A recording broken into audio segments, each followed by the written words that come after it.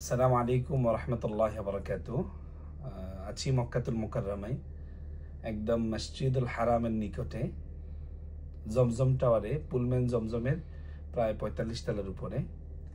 আমি ছোট্ট একটা মেসেজ দিতে চাচ্ছি। একটা কোরআনের আয়াত মনে পড়ে গেল যে ইযা জুলজিলাতিল আরদু জিলজালাহা ওয়া আখরাজাতিল আরদু আসকালাহা ওয়া ক্বালাল ইনসানু মা লাহা।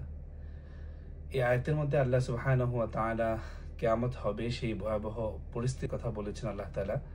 আমি এখানে এসে একটা বিষয় মনে পড়লো, আমি যদি আপনাদেরকে দেখাই, সামনে থেকে একটু দেখান। এটা হচ্ছে মসজিদুল হারাম দেখা যাচ্ছে। এই ৪৫-৪৬ তলার উপর থেকে এগুলোকে একদম ছোট দেখা যাচ্ছে, একদম মশার মতো দেখা যাচ্ছে, ছোট ছোট। এদিক দিয়ে যদি দেখা আমরা ইব্রাহিম খলিল রোড, এখানেও প্রায় ২০-২৫ তলা বিল্ডিংগুলোকে কত নিচে দেখা যাচ্ছে, একদম ছোট। তো যে বিষয়টা বলতে চাচ্ছি যে কিয়ামতের আগে আল্লাহ তাআলা এই পাহাড়, এই পর্বত, এই বড় বড় বিল্ডিং সবগুলোকে আল্লাহ তাআলা তুলার মতো উড়িয়ে দিবে। আল্লাহু আকবার। তিনি হলেন সেই মহান রব যিনি সব কিছুর ক্ষমতাবান, যিনি সব কিছুর ক্ষমতা রাখেন।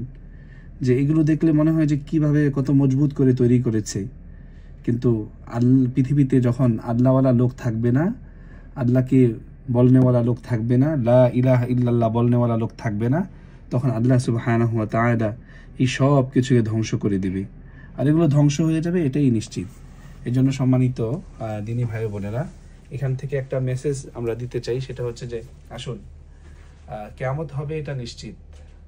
আল্লাহ তাআলা আমাদেরকে দুনিয়াতে পাঠিয়েছেন ক্ষণস্থায়ী জীবনের জন্য, চিরস্থায়ী না। এটা একটা ট্রানজিট ধরা যায়।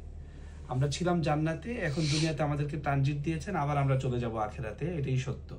তো আখিরাতের জিন্দেগির জন্য, দুনিয়ার জীবনে মোহে পড়ে যেন আমরা আখিরাতকে ভুলে না যাই। একটু ভালো থাকার জন্য, লাক্সারি জীবন যাপনের জন্য আমরা যদি আখিরাতকে নষ্ট করে ফেলি, তাহলে এটা হবে আমাদের জন্য বোকামি। যত কোটি টাকার মালিকই হোক না কেন পৃথিবীতে, পৃথিবীর সবচেয়ে ধনী ব্যক্তিটাকেও দুনিয়া থেকে চলে যেতে হবে। অতএব কারণে আসুন আমরা আল্লাহকে ডাকি, আল্লাহর দিকে ফিরে আসি। আল্লাহ তাআলা যেন আমাদেরকে সুন্দর সুখময় কল্যাণের জীবন দান করে। সর্বোপরি পুরা পৃথিবীবাসীর জন্য দোয়া, আল্লাহ যেন সবাইকে হেদায়েতের উপরে রাখে। এবং বিশেষ করে আমাদের কাছে যারা দোয়া চেয়েছেন, আমরা সবার জন্য আজকে জুমাবারে দোয়া করছি।